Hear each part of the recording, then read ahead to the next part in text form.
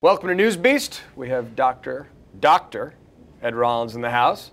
Recently got an honorary doctorate from Chico State. Just remember, it's honorary. I can't do anything with it other than I was going to ask you for surgery. Surgery on you, I could do.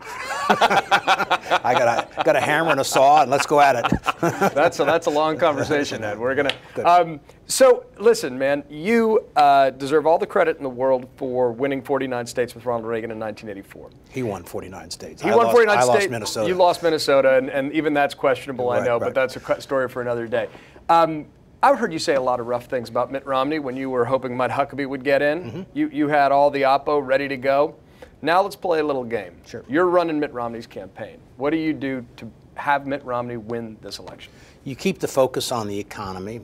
You don't make it too mean, and my sense is too strident. People still like this president, so that you basically can't go attack his character. You can't bring out Reverend Wright and those kinds of things.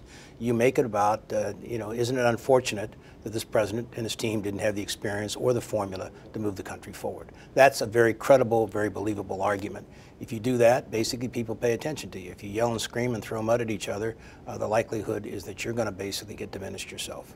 Are they running that kind of campaign in your estimation? Have there been a lot of unforced errors? Or are they starting to? They're starting to get it together. I mean, I would say this. I think Romney's far better positioned than I thought he would have been 2 months ago. I think he survived a nasty, nasty primary.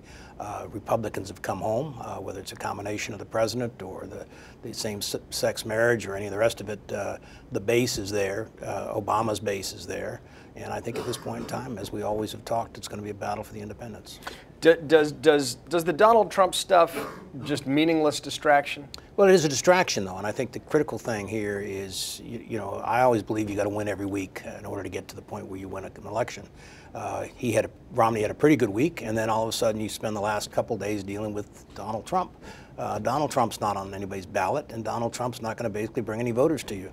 So to me, I would say thank you very much for your support, and if you want to re-register as a Republican again, we'd be happy to have you, and let's move on and talk about what I want to talk about. Do you repudiate him, though? Do you do a sister soldier? No, I wouldn't. He's not worth repudiating. It's not the same kind of an issue. I mean, obviously his birther charge has been unproven. Nobody at this point in time cares. I think the answer is it's not about where he was born or what he did. He's been elected president fairly and effectively, and he hasn't done a very good job. And I think that's the measure that you'd go after him on. When you were hoping Mike Huckabee would run, and I think if Huckabee had gotten in this, he would have run away with the nomination. I do too, but that's our true opinion. Yeah, exactly. With that and a cup of coffee. Well, right. So here's a question. I mean, the oppo you had on Romney was very much focused on his business record. I remember you making this case earlier. You were looking forward to that fight about Bain, about private equity. Do you still think it can work in the general? Well, I would argue this. I still think it can help diminish him somewhat. Maybe they're firing it too early. People in May and June aren't paying a whole lot of attention at this point in time.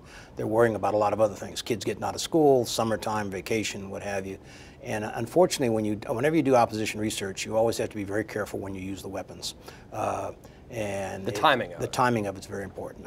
When you go out and you attack everything he did as governor, everything he did at Maine Capitol today, and you don't soften him up, you try and repeat that again in October, people go, I heard that already, it doesn't matter.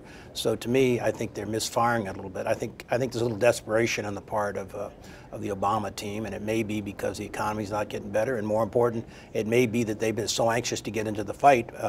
When you sit there for a year and you put an organization together as they've done, and you've done the things that they've done very effectively, I think, you're ready to get into the fight. I know how anxious I was to get at Mondale in 1984. You watch the fight on the other side for 6 months, but I think to a certain extent they need to be more strategic and think in terms of how they use this stuff.